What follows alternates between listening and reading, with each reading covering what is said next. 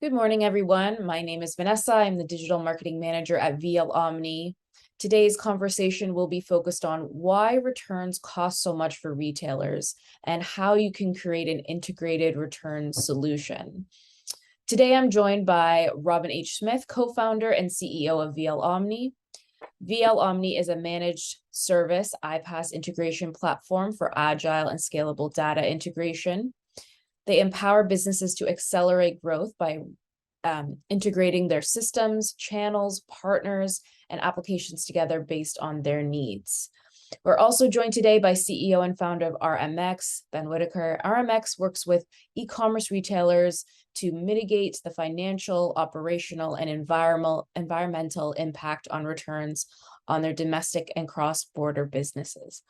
Their data-driven approach highlights outdated returns processes, and retailers can improve net recovery rates around returns by increasing resale revenue and by reducing costs of handling and storage. Thank you so much to you both for joining me. How's everyone doing today? Very well, thank you. Nice to meet you. Nice to be here. I'm good, Vanessa. And Ben, great to see you again, and great to be here. It's hands across the water. We normally stood next to each other in exhibition halls, right, Robin? But that seems like an eon ago. It does seem like an eon ago. Long time. Let's jump right into it. We have a lot to get to, and I want you guys to be able to discuss all of your expertise with each other. So let's just jump right in. In the last few years, the pandemic really accelerated the drive towards sustainability. But many retailers are facing a lot of competition online. As we know, the rates of inflation and the cost of shipping has increased, and large return rates are hurting businesses. So just to start off, what are sort of the different attitudes around the world regarding sustainability and returns? Ben, I think this is more your wheelhouse. Why don't you start us off? What are the sort of different attitudes that people may have regarding returns? It's pretty clear to me that there are different drivers that are impacting how businesses view returns and sustainability. I think to your point in the question, Vanessa, the pandemic drove volume. Everybody knows that, and at the same time, it highlighted the problems that many companies have with their reverse logistics process. And ultimately, what happens to the inventory end up, it's sold or resold or reused as effectively as it could be. But what happens to these items really depends on where you're trading. And I'm going to give you a couple of examples just to think about around here. So I think it'd be an accepted point that the EU is a pretty well regulated environment. I think we love a rule and a regulation. I say we. The UK is obviously not in Europe anymore, but in general, the UK are trying to stay aligned with Europe around sustainability. And the EU is at the forefront, I would say, of retail legislation around sustainability. There are several initiatives out there that fall under an umbrella called this effectively a Green New Deal, and it's a framework around which retailers that are based in Europe will need to adhere to more and more and more and more. And there's one of the key principles within this new environment is around the polluter pays. So what does that mean? That means that if you're a brand or you're a manufacturer, an OEM, and you're selling direct to a consumer in Germany, as an example, you are responsible for making sure that the packaging of those items is responsibly disposed of. Obviously, if you're handling the return, those are the returns have packaging on them. 9 times out of 10, the packaging is damaged. If you're going to resell those items, then sometimes the packaging is reused, sometimes it's not. But again, it needs to be disposed of ethically.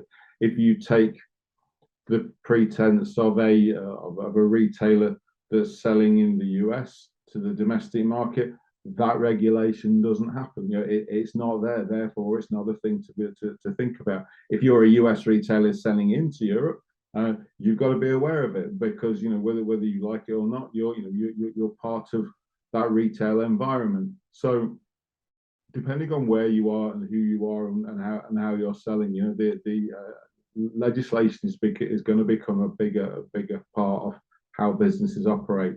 If you look at businesses in Australia, I think it's Australia's a long way away from quite a lot of people, but it's a very vibrant e-commerce market. That there are lots of people selling into Australia and New Zealand and that APAC region in general, and there are a lot of people selling out of it around the world. Australian brands are incredibly popular in certain parts of the world. The brands down there tend to be very aware of the distance, and they seem to be a lot more conscious of the air miles and the travel miles that are involved, if you like, in terms of shipping items from one part of the world to another, and then they're incorporating that reshipping back to Australia as part of their as part of their reverse logistics process. That more and more of them are looking for in-market solutions, because they don't want to incur the carbon cost, never mind the financial cost of bringing items back. So again, I think I would look at, if you look at the US and the Americas as a region, that I'm going to say that environmentally probably well behind Europe in terms of legislation. European retailers are being bound by more and more legislation because of the new environment that's around, and the APAC retailers, while not compelled by legislation, seem to recognise that they're a distance apart from the rest of the world, and want to be seen to be more sustainable. So that's interesting, Ben. But you, in terms of what you've highlighted there, it seems to me that the regulatory push is really what's forcing change. How much do you think North American retailers that ship into Europe are even aware of some of the regulatory requirements? That's a loaded question. Thank you. So no, because the reason I ask is because I think of our clients and that ship into the EU, and this part of their logistics chain has never come up in any conversation. So I just wonder whether they're even aware. And I think it's a very valid point, Robin. Generally, I would say that if you look at that, I mean, when I look at the US, I have a view of the structure of the market where you've got the mega vendors, the Walmarts, and I'm not calling these guys out, but you look at the top 10 non-food retailers. They're not really limited to actual capital or access to finance. They're pretty aware of their obligations, but interesting enough, not many of them sell cross border. I think the way you look at the medium and the SMB businesses, I think they tend to be a bit more aware about the opportunity, because they're probably a little bit more agile, and probably having to work harder to get there to generate their sales revenues, but they're probably not as aware of the environmental regulations as they could be. And I think to a certain extent, because they're US based and they're selling overseas, particularly if they're shipping direct to a consumer rather than selling from a 3PL in Europe and distributing from a 3PL in Europe, they're bypassing the regs because they don't need to be involved in it, and it's almost impossible to regulate. However, this is where the conscious thing starts to come in at some stage, right? Because I see very clearly, particularly with the West Coast retailers, and some on the East Coast, they are starting to make an effort because it's part of who they are. Yeah, the concept of polluter pays to me is very interesting. We're going through a huge thrash in Ontario right now, where our recycling boxes, I think on Jan 1, are going to go to a polluter pays model. And if you look at what goes into the recycling box, I mean, it's newspapers, it's all of your takeout food containers, it's bottles, and you look at the variety of products that go into the bin, and I just wonder how they're going to enforce that, and how they're going to make sure that the tonic bottle that I bought at the grocery store, that's high-end tonic from the UK, that the UK manufacturer is going to pay for the recycling in Canada. I mean, I just don't see it. And I would think that unless there's a regulatory umbrella around it, I see the same thing in terms of returns and the disposition of returns and where they go. I mean, there are returns that have to be destroyed for health reasons, Yeah. but there's a lot that goes into landfill, and there's a lot that goes into you know, that just gets offshored as well, that goes to Africa. You know, it gets put into containers and it gets shipped off. So it's to me, you know, to me, it's a far more complex issue than just simply the regulatory framework, Yeah. because it's the enforcement that's going to be difficult. No, completely, and you know, and so there are a couple of things I would say to that, Robin. You know, that there are countries in the Nordic regions who have got their recycling so well executed that actually, and they use the recycling to power, to create power. They are so organized that actually they're short of feed material, if you like.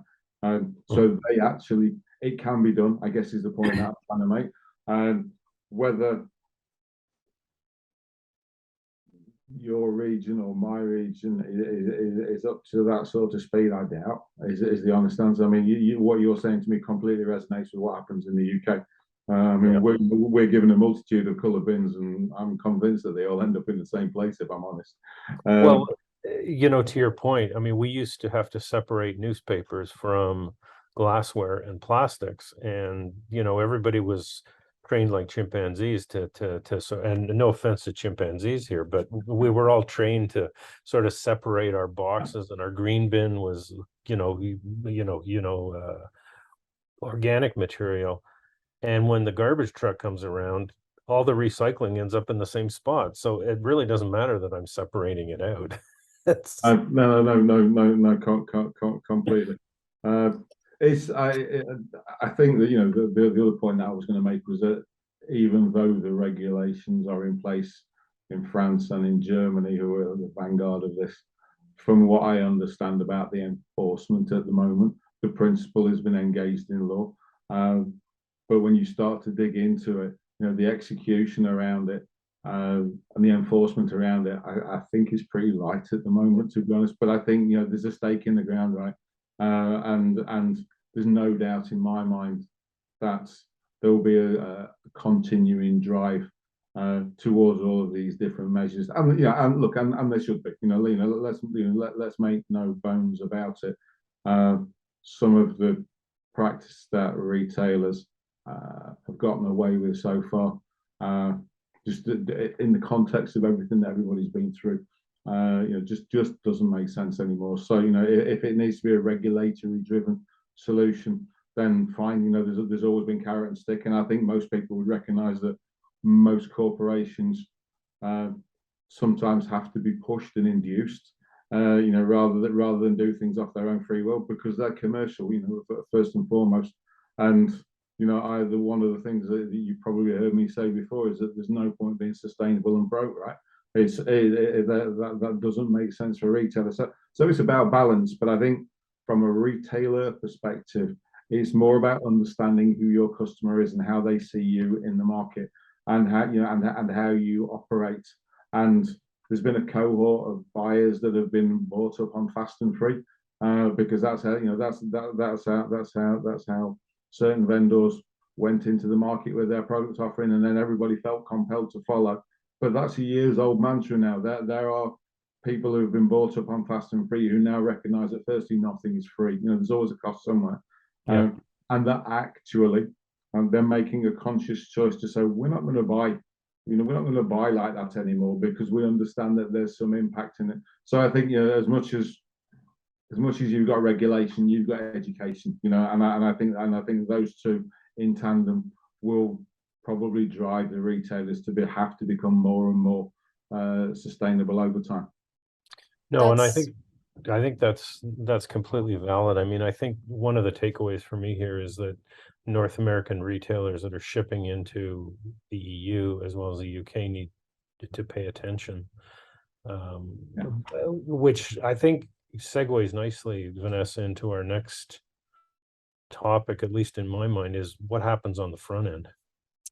That's exactly right. I think that was a really great discussion. There's so much meat there and regarding sustainability and the regulations and the framework there. But in terms of getting down to data for retailers, why do you guys think data is so crucial in regards to returns and integration? You know, regulatory framework aside, individual merchants will want to improve their returns process. So why do we think that the data is so crucial here in regards to returns and integrations? Well, I think there's two elements to this topic, and one of them is related to what we were just talking about in terms of the regulatory framework. And yeah, that regulatory framework may be immature in its enforcement, but at some point, the enforcement, much like GDPR in its early days, the enforcement will require retailers to prove that they've got sustainable returns processes and that they're tracking what is being returned, how it's being disposed of, and so on and so forth. But I think the other side of this question is what happens on the front end. And I mean, there's so many different ways that people return product. I mean, you can have the old school customer service where the customer phones up the retailer and says, I don't like the product, it's broken, or so and so. They get an RMA number, a return merchandise authorization number, they ship it back, and either there's a credit or a refund or there's a returned product. In e-commerce, what's interesting, and I think probably apparel is one of the worst for this, is that in e-commerce, what we see now is people are implementing the return process right off the front end. So they're installing plugins that will look up the order, will select the line item that's being returned, and then generate the RMA automatically that gets either sent to the 3PL or it goes down to the retailer's ERP. And it also produces the labeling so that product gets shipped back. And I know, Ben, you made a really interesting comment when we were first talking about this, that the whole shipping process around the returns was really to keep the product in the air as long as possible, because then you didn't have to deal with it. But I think the whole way that things are returned in North America, we have a velocity around this where things have to be returned quickly. I got to get my refund, or I'm going to get my exchange quickly. I just wonder whether the differences we see around the world, Ben, provide different velocities to the return process, and do we have the same attitudes around the data and where that data goes, or are these processes in complete isolation? There are so many moving parts to this answer, right? You know, it's you know, but from a data perspective, it's difficult to know. I think you're probably familiar of the game of pin the tail on the donkey, you know, and you're doing it blindfolded. It's almost difficult to know where to pin the tail on this. There are so many moving parts, but I think it's really important to remember that returns are anchored in customer experience to start with, right? And that if you don't provide your customer with the appropriate return experience, you ain't going to keep them. You know, there's very little brand loyalty online. You know, it's so easy to go from one merchant to another if particularly if you're shopping commodity products, and having a return process that people believe and that you can actually execute on is of critical importance. You know, and I talk about the total cost of a return, and actually the total cost of a failed return would be a better point to start with. And a failed return actually starts with your customer having a bad experience. And what does a bad experience mean? Well, it can be something as simple as the tech not working and not generating a label, or you know, I mean, most people don't actually have printers anymore in their homes, at least not over here. So it's how much, you know, how does that process work? You know, am I emailing somebody a QR code, a barcode, or, you know, how does that work, and how inconvenient is that to the customer? The next part of it, and the only thing that they really care about then is, when am I getting my money back? You know, Yeah. And depending on the whole reverse logistics flow, there are various triggers that you'll know, Robin, that can trigger a refund. Whether it's, you know, whether it's the depot scan, you know, once the last mile courier is handing it over to the return DC, whether it's doesn't happen there, but then happens further in when the packaging is opened and checked. What happens if that packaging isn't opened and checked in that country, and actually it then gets consolidated and flown all the way back? You're talking days and days and days. And where does that manifest itself in terms of a customer experience? Well, think about Net Promoter Score. Think about reviews. You know, I mean, I'm a bit of a cynic where it comes to reviews, where, you know, I think most people that like to talk about reviews really go on there because they've got a gripe. You know, Yeah. and so all of that tends to then weigh against the performance of the website in terms of how well it converts new customers, and then how well it retains new customers. In terms of the data, you know, it's how I think when I look at return data, I think it's how you use that data, and what decision it enables you to make at what point, and why are you making it. And, you know, and I would always start from the fact that you spent a lot of money acquiring these customers. It makes sense to try and keep them happy, and that you should then build your systems around that. You know, and I know we're going to talk about how the return process, I think, is broken. I know we're going to talk about that a little bit later on, but I do think that many retailers actually forget that this is a CX experience. It starts at CX, right? And then it morphs its way into an operational and a financial process.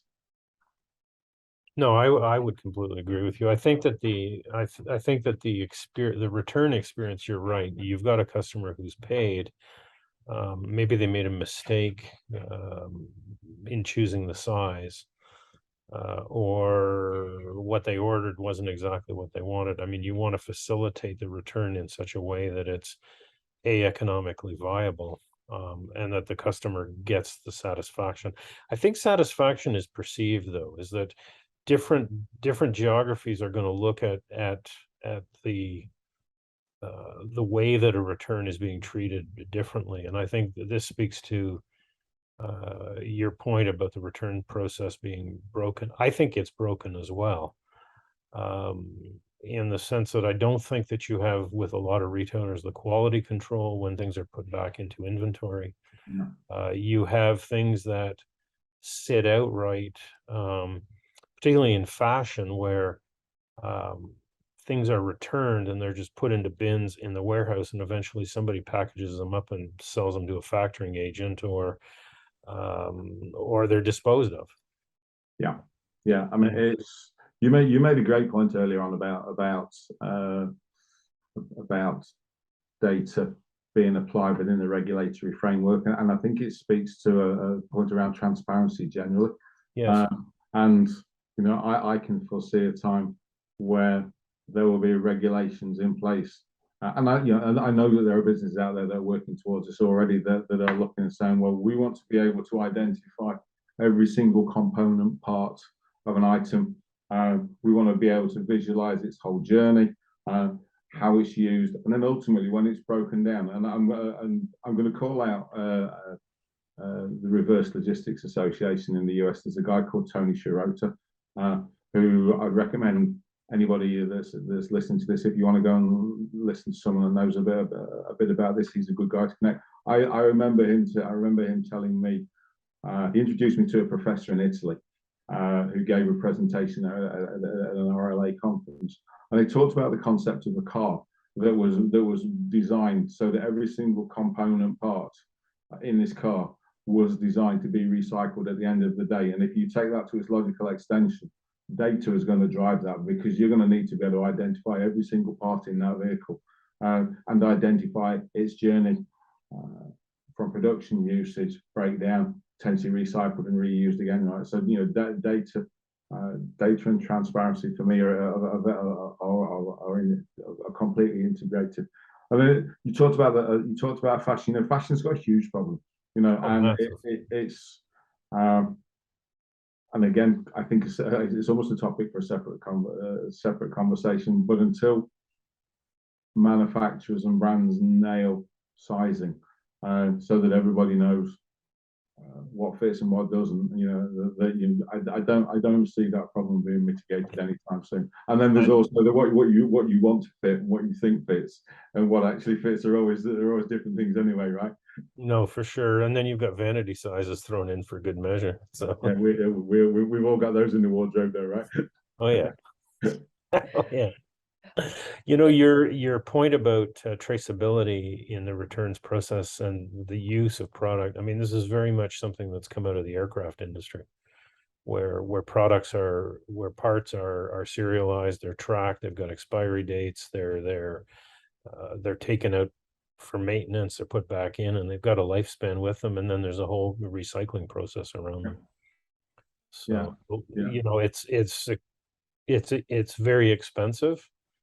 And that's probably one of the reasons why aircraft cost so much, but to me, it's an interesting process that could be applied here. So I mean, you would think that technology over time is going to drive towards this in almost in every single vertical that people operate in, whether it's consumer or whether it's industrial.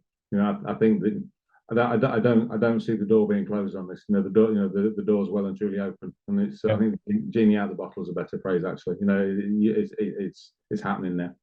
Yeah. Ben, you mentioned before that you think the returns process for many retailers is a broken model. Can we dive a little bit more into why you say this, and why you think that right now re-commerce is becoming very important to retailers, into to fix that broken model? Why don't we dig in a little deeper into that? Sure. So let me take that in reverse order.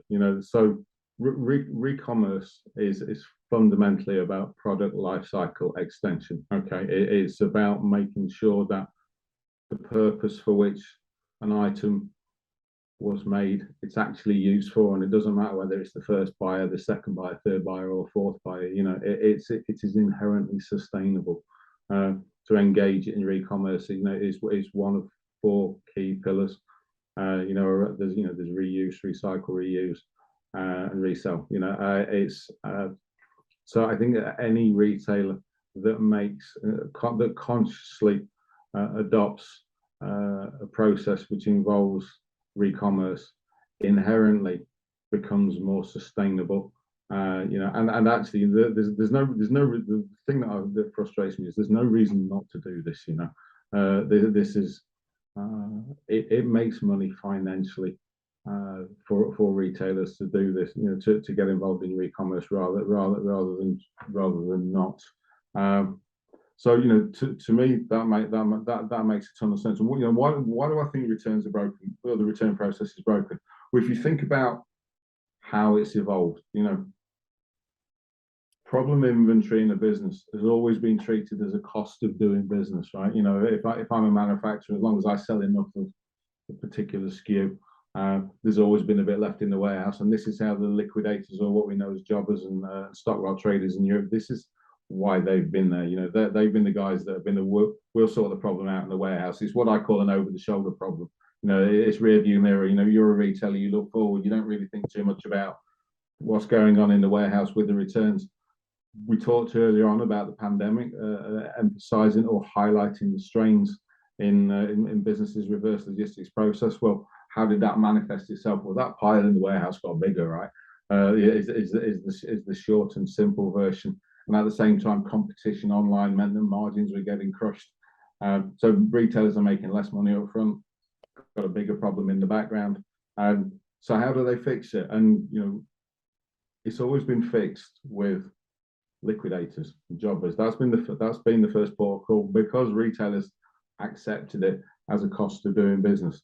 As technology has evolved, You know, it's been easier and easier and easier for a retailer in one country to sell to another. It's, you know, it's not difficult. You know, there are big marketplaces that enable this, that actively encourage customers to move, or retailers to move inventory from one location to another, because it's going to give a better customer experience. You know, that selling from one country to another is not difficult.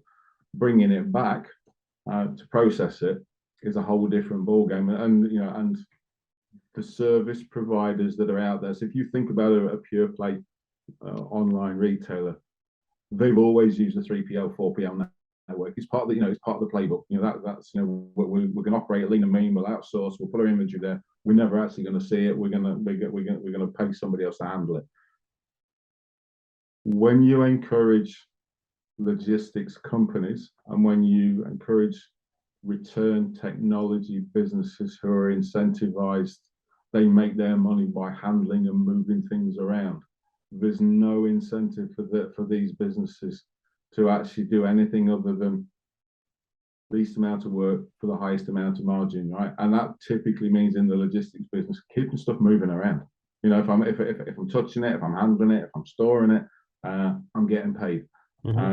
And if I'm the retailer and I'm in a different country and this stuff's just piling up, well, okay. I mean, you hear 3PL say, well, we don't make money out of storage, and generally that's true, right? But they've probably made money out of the label and the handling and the stuff that's come in and out. And it's evolved because nobody really has businesses hadn't really spent the time to invest in people and systems. So they bought the technology that was out there, but that technology encouraged these items to be moved around and kept in flight, you know. And that to me is it's not wrong, you know, it's just how the system has evolved. You know, it's when the technology came out that enabled people to receive QR codes and barcodes, you know, for returns on their phone, and then marvelous, you know, great, you know, go drop it off at a locker system, or drop it off at your local Pudo, or you know, whatever you're going to do, however you're going to return it. The technology out there was enabled to make that happen because it was convenient. But these guys get paid by, you know, by having these items moving around, and sometimes things are being moved around now when they don't need to be. You know, and I think there's a lot of this is legacy, and again, a lot of it is because retailers again looking forward, not backwards. So that's why I think it's broken. I think the whole technology piece around returns will be the next battleground in terms of e-com technology. You know, it's there's so much inbuilt latency in that process. It's ripe for, you know, it's ripe for improvement. You know, I think there's emerging technology already coming out, and I think that the incumbents that have adopted the old model of, hey, look, we'll handle it, we'll provide you a return DC, we'll consolidate it and fly it all back for you, that I think is just an outdated way of thinking, and I think that will be superseded over time. So what are the trends that you see that you know, that you foresee are going to get traction? Because I mean, our return processes have been built around expediency and customer expediency, and you know, getting the customer to return the process or the product. In some industries, like in apparel, as we talked about, I mean, you know, the return rate is over 50%. In some industries, it's very, very low. But I'm just wondering what are the types of business models that we're going to see going forward, that some being driven obviously by legislation, but others, you know, where there is none. How does one make this economically viable? So I think that be careful around the economically viable phrase here, right? You know, I think that there's a the other phrase that always makes me smile is, I'm going to make money out of returns, and I'm like, maybe the right thought process here is actually just to understand this concept of a net recovery rate. And what do I mean by a net recovery rate? Well, you know, if you think about there's two sides to what happens to a return. You know, firstly, you need to understand whether you can resell it or not, and who's going to buy it, and what are they going to pay for it. And you know, that's where I see that there'll be technology evolving around that, particularly around understanding grading. Another topic of mine, we can have a talk about that later if we want to. But unless you understand the condition of the item when it's being returned, how do you know what the next best step is for it? And then,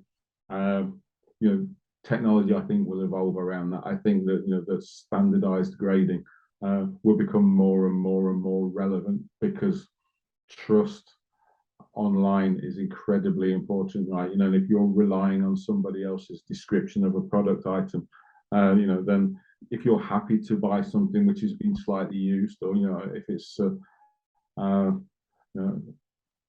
if the condition description isn't accurate, or people don't understand what they're buying, what does that mean? But you're back to the I'm onto the reviews and don't buy off these guys again, right? They said it was they said it was slightly blemished. They never said there was a hole across the back. I would see technology evolving in that area. And again, that's just a little plug for us. That's one of the things that we do. Where else do I see it evolving? I think that data starts to play a part now, because in understanding the condition of an item, the next thing you need to understand is, where am I going to sell it and when? Because without understanding the resale value of the item, you then can't align the right logistics process behind that. So, I would look around grading, and I would look around understanding the resale value of the items, and then the likelihood of those items being sold. Because once you understand that, then you can actually start to align a process behind it that says, well, actually, I don't want that item to go there. I want it to go here. And I've talked earlier on about net recovery rate. Net recovery rate is two things. Once you understand how much the item is worth on the secondary market, whether that's as a B2C sale or as a B2B sale, not much more you can do to affect that part of the equation. Where you then can start to win is understanding that below the line, there's a whole set of costs, right? And that you can impact the net recovery rate by not spending money on certain items and having processes that you don't need to. Because why spend $1 on processing something if you're not going to make it back? If you can save $1 by not doing something, by making your logistics process aligned, because you've got the right data, and you understand what you're going to do with that item. If you've got those two things measured up, then you're starting to optimize your process. So, well, you can't necessarily make money out of returns. You can spend less, and I don't know a retailer that's not interested in reducing the cost of their returns. So, so I would see primarily technology around understanding condition and resale value, and then the logistics process aligning behind that. Rather than it being, I don't think it'll affect what the customers themselves do with it. I think they've still got to inject that product into a system somewhere. That I don't see. That process is almost baked in. But I think it's what happens once it gets in the system. I think the other thing that's going to be really interesting, and if we revisit this in the year of it, I will bet you that there's providers out there that are looking at how quickly refunds can be provided to customers safely. So if I was going to pick something, that's what I would say. I would be looking at resale values, refunds, and grading and conditioning. And if you've got those three things now, then everything else I think falls in behind it.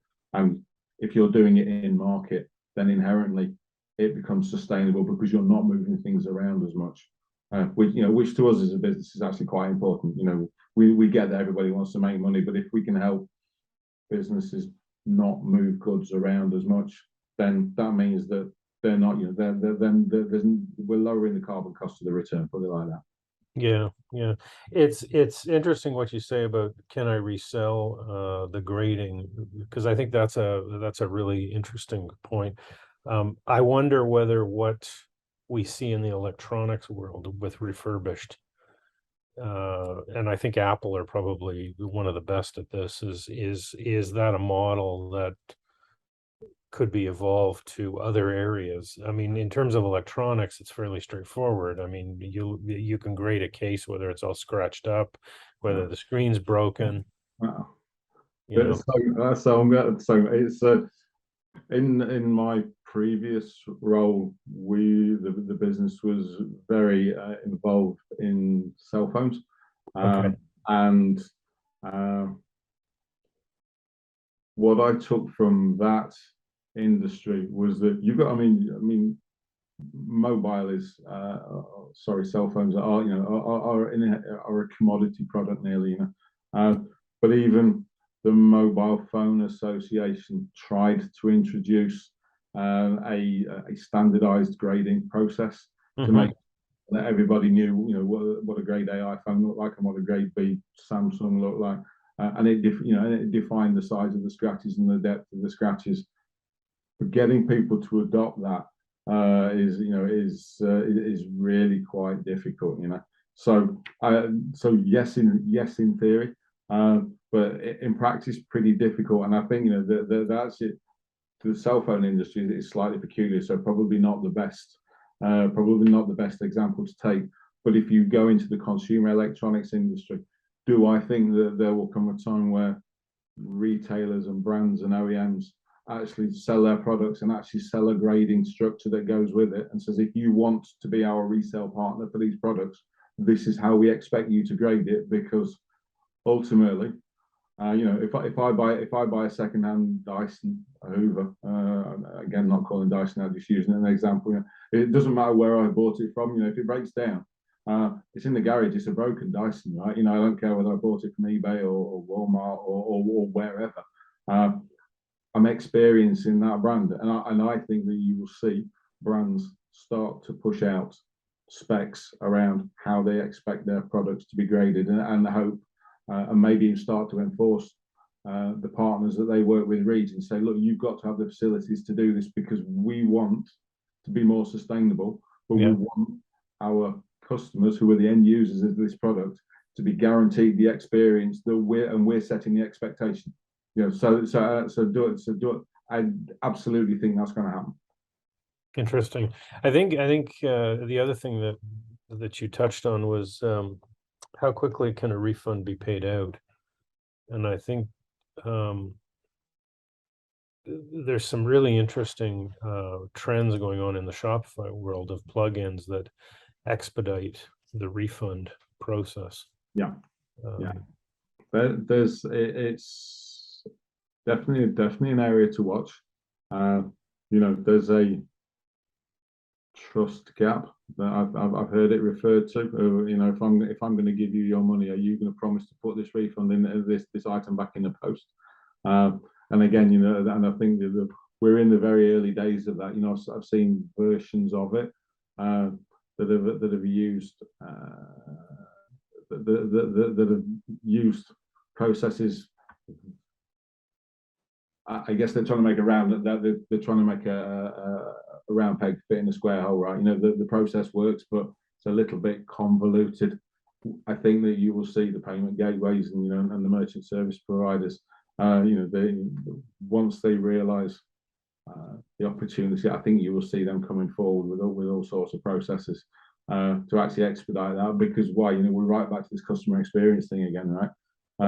If I'm confident that I believe you as a brand online, and I like the look of the product, and you're actually up there saying, hey, look, if you buy it, if you don't want it, we'll refund you like that, provided that you fit certain criteria. Then you can absolutely see why that would be popular. It would drive trust, it would drive conversion rates, but equally, you've got to have the reverse logistics process to align with that, which again is the current systems just don't do that at the moment. And again, that's why I think you will see the logistics and the old tech providers, if you like, who have created the process now. I think they're going to have to fall in line like everybody else, because I think that decision about what happens with that item is going to be made before they ever get to touch it. Absolutely. And one of our final questions, again, digging into sort of the solutions that retailers can focus on right now. What are some of the integration solutions and other solutions available to perhaps a Shopify merchant who wants to engage in e-commerce? What are the steps that they could take right now to implement some of these solutions that we've been talking about? Yeah, it's an interesting question. I think there's two sides to this. One is that um, to Ben's point around customer experience and the process. One of the things that we see a lot of is that merchants have very ad hoc return policies. They're very hard um, to build workflows around. And one of the things that we always say to people is document your return process, because to your point, Ben, e-commerce is a trust relationship. It always has been. I mean, I can have the slickest website. I put my credit card in and I could be ripped off. And so, people are wary. I'm certainly wary every time I buy, because I want to make sure that it's a credible retailer and that there's a credible returns process. So one of the things that we say to people is document your return process so that we at least understand the parameters around which your return process is going to operate. And then if you look in the Shopify merchant world, there's a lot of plugins, and I'm not going to name any specifically, but there's a lot of plugins now that really facilitate the whole front end customer experience around providing the label, pulling up the order, choosing the line item, providing the label, and have automation around, or where I can implement automation around the refund process. But I think that where the disconnect becomes, and I think to your point, Ben, that we see is that everybody's focused on the front end. I'm going to get the customer to give me the return, print the label, ship the product back. In some case, I'll just create an exchange order, or I'll give an automatic refund without actually seeing the product come back. And then it's like, yeah, I haven't really thought about the back end process. I'm going to deal with it at a later date because my return rate is 10% and that doesn't cost me very much. But I think that whole process, the facilitation on the front end exists and is getting better and is getting slicker. But where the disconnect is what happens on the back end, and where the business now starts to look at, okay, I got all these returns piling up in my warehouse, or to your point, the return is moving around in space because it's in the interest of the players that are providing the return process to keep it going. And I think that's where we've seen that the traceability and the accountability seems to fall apart. Yeah, no, I'd agree with that. I mean, the question was, what can Shopify merchants do, to start to engage in this? And I would say, firstly, to expand on your point, Robin, really just think about what you're doing to start. You talk about documenting the process. Documenting the process doesn't stop at the item gets back to the warehouse, right? No, it actually extends to what next, and really what next. I mean, I talk to merchants and saying, "Oh, do you know what? We'll donate it. We'll give it to a local charity. Let they can make some money out of this." Well, no, actually, what you're doing is subcontracting the problem out to business, to organisations and entities who actually are ill prepared, to deal with it. So you're actually passing a cost to these guys rather than giving them a revenue. I know it feels beneficial, and it works to a certain extent. But there's a break-even point for some of these guys. And I'm not saying that the bigger charities aren't geared up for it, because they are, but there are an awful lot that aren't, right? So in terms of understand your process, but I think as a business, sit down and think about where you think you should be, and if you take away that I don't want this to cost me as much, because that's almost a given most of the time. Now, if you take that, is what can I do to be more environmentally sympathetic and operationally more efficient? And and to me, the two are combined, particularly if you're selling overseas. Think about doing stuff in market to start with. What can I do locally? Because financially, if I get the same result by doing it at home as I can do in the market in which I'm selling, I should do it in the market in which I'm selling, because I can actually talk about the fact that I'm not flying kilos of product back we're automatically becoming more environmentally sympathetic. So I would say, but for you to do that, you need to understand the condition and the item, the condition and the value of that item when it's come back, right? Correct. Yeah. Get your head around the resale value of the items, what you're going to sell and when, because that will very much dictate what next for each of those items. So, that's what that's where I would focus, and this is not a tech solution per se. This is a data-driven solution, right? Mm-hmm. So I mean, I'm sure you and I could have a conversation about the quality of data that flows around. But if you can enrich, Absolutely. If you can enrich your data to the level where it enables you to make better decisions more quickly, I think that what you then start to see is that there are natural conclusions to what you should do with certain items in certain locations. And that to me, there's a real easy button there, right? This stuff is out there. It's what we do. It's what you do. And to your point, there are other providers out there that will say that they will do the same. But I would look at that. If you understand the resale value of your item and the condition of those things, a lot of other things then tend to fall in behind it. And to fall into place. Yeah, the only thing that does come to mind though is where I think people need to think more seriously about that whole process. And I agree with you. If it works in your market, then why would you not have the same model in other markets if it's possible? But where somebody's selling to a marketplace, like let's say I'm a supplier to Amazon, for example, and Amazon is selling my products. The return process through Amazon, yes, it's very efficient. I can ship the product back to give me my money back. But I mean, we all read the horror stories in the news about how Amazon returns end up in landfill. Yeah. Even for products that are perfectly fine and there's nothing wrong with them. Yeah. Um, I've seen it. I've seen it too. I mean, it's the kind of thing where I think that people need to look seriously at the channels that they sell through. It's not just the direct to consumer, but more and more we see omni-channel marketplace plays also. Yeah. I mean, you mentioned. I mean, it's a great call out actually. I mean, you talked about Amazon, and I can speak from direct experience with this. That when you've got a business which again isn't limited by intellectual and financial capital, and yet they struggle with this. It is there's and not and it's not actually fair to just call them out, but it's when you offer a logistics process which says, hey, it's really easy just to inject your stock in there and we're going to go put it everywhere. There is Amazon have liquidation channels, and those liquidation channels, they then speak to the size of the problem.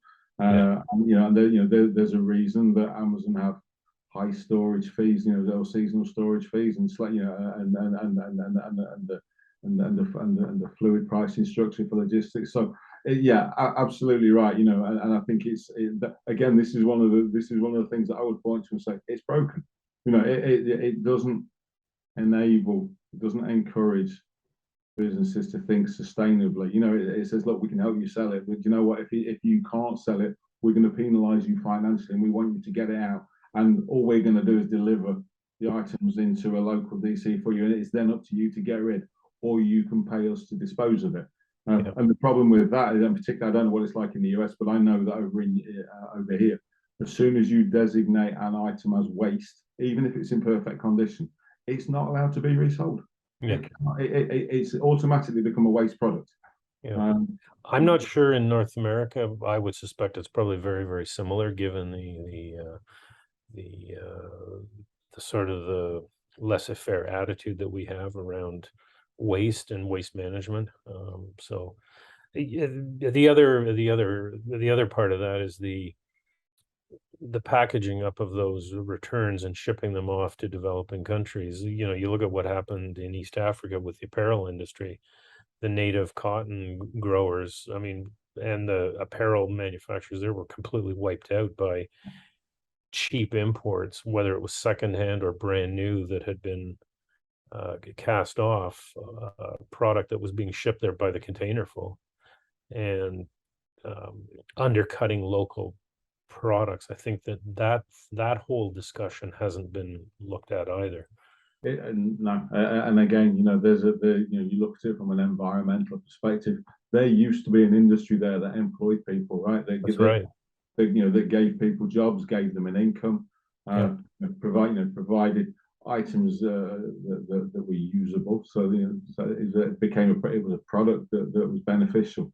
But to your point, it got overwhelmed, and so in passing these, and I think I touched on it earlier on, in moving the problem from one country to another, it's actually caused damage on a number of different levels, because these businesses, they couldn't make any money, right? So people stopped feeding, and you have to be really careful, I think, as a manufacturer about how you do this.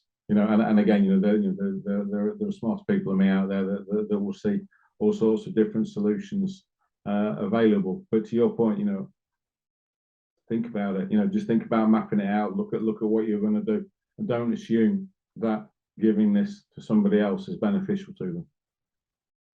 Well, you're just passing the buck. Yeah, completely. Yeah, completely. Yeah, completely. And nobody wants to be the brand that's held up on the newspaper, right? Absolutely. Well, thank you so much for joining me, you two. That was a fantastic discussion. Is there any final thoughts that you want to wrap up with? Any particular things you'd like merchants listening to this to keep in mind? We are heading into holiday season and back to school, and Black Friday, Cyber Monday is coming back up. So are there any final thoughts you'd like to impart before we say goodbye? I think, to me, one of the things that I find is that a lot of retailers have not articulated their returns process. They haven't really thought through about it. It's almost like it's an afterthought. Whether, Ben, it's to your point that there's regulatory requirements now in certain jurisdictions. But I think everybody's been so focused on the front end acquiring the customer, they haven't thought about the return process and what's the impact of that and how does that work. That would be my biggest takeaway and my biggest recommendation. Step back, document, as you say, document it all the way through. I think that's very valid, Ben, in terms of, okay, it's not just what you're doing, but what's ultimately happening to the product. I think that's another frontier. And it's another frontier because I don't think that the financial types have really spent much time focusing on it, because everybody's looking at top line growth. Yeah, I would agree with that. And if I could say one thing to a retailer in addition to everything that you've already articulated, I would encourage retailers to look at the sustainable impact or the environmental impact of the decisions that they've made so far. I think, how can I change it? And look, once the old adage about every journey starts with the first step, right? I would say take the first step. Just start. Just do something different. Or if you're not sure how to approach it, then that's what businesses like us are around for, and yours are around for. Is we're here to solve problems for people, right? And if we can help solve problems, then then we get paid. And that it's and if we don't add any value, then we're not going to be here very long. But I think I would say start. Just start the journey. Start to think a little bit differently. I think, where are the gaps? What don't I know? And who can help me? Yeah. Well, that's wonderful. I think that's a great final thought. Start the journey. Well, thank you, Robin and Ben, for joining me and lending us your expertise. It's very much appreciated. This is a fantastic conversation, and I'm sure there's a lot more we could dive into next time. So thank you so much for joining us. Thanks for having me. It's been great fun. Thank you. Thank you also. It's been a very interesting conversation. All right. Take care, everyone. Take care. Bye-bye. Bye.